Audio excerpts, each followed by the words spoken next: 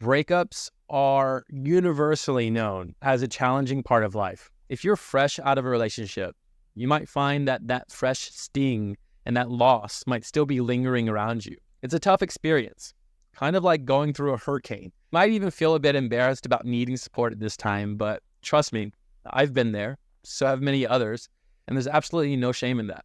The advice that I've always heard was time heals everything. And while that's logically valid on a certain level, it doesn't really dull the emotion and the pain that you're currently going through.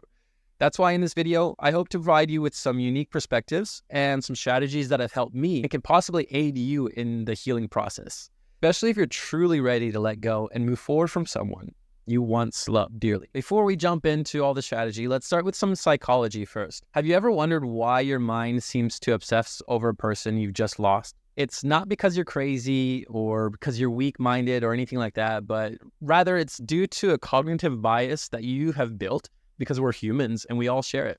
It's something known as the loss aversion fallacy. In simple terms, it means you'd work much harder not to lose something than you would to gain it. Losses tend to stick in our minds more strongly than wins. And in the case of a breakup, the loss of a person you cared for can deeply and overwhelmingly be painful. But this leads us to an important realization.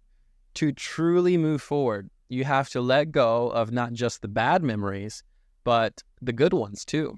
It's a very bitter pill to swallow, but it's necessary. When a relationship ends, it's common to crave the removal of all of that pain associated with the person we've lost.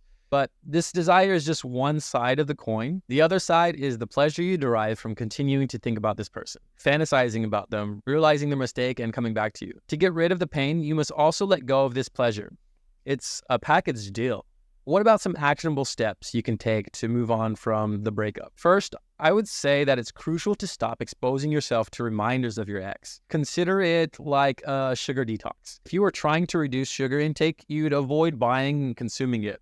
So in that same way, if you're trying to get over someone, stop exposing yourself to their memories or to things that remind you of them. This could involve deleting photos, unfollowing them on social media, and even blocking them if necessary. Second, I recommend to try to have a broader perspective whenever you look back on your relationship. It's very easy to romanticize the past and overlook all of the negatives. To counteract this, take a piece of paper or a journal and create a T-chart. On one side, write down the positive aspects of the relationship, the things that you learned from them, the dynamics that you appreciated. And on the other side, write down the negatives, the things about them that actually annoyed you, the aspects of your relationship that frustrated you. Whenever you find yourself trapped in thinking about them or going back through a lot of memories, bring out this chart and look at it. Remind yourself that not everything was as good as you tend to think about it. Lastly, I would say, think of this as an opportunity to reinvent yourself. Painful transitions often lead to the most significant personal growth. Use this breakup as a chance to become a better version of yourself. This is not about proving anything to your ex, but about evolving for your own sake, being happy for your own sake. Really, the only way you're going to get into a next relationship will be if you become a better person for yourself. So focusing on personal growth and self-improvement is really important at this time. This will not only help you move on, but also attract a better relationship in the future. Breakups, thinking about an ex, wanting them back is painful, but it also provides you an opportunity to grow and to find something better.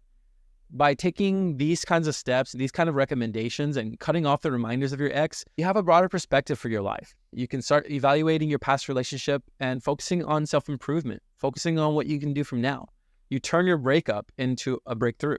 I know it's not easy, and there's a lot of things that have to shift with yourself and your environment. And if you're looking for more ways that you can focus on doing that, then watch this video next.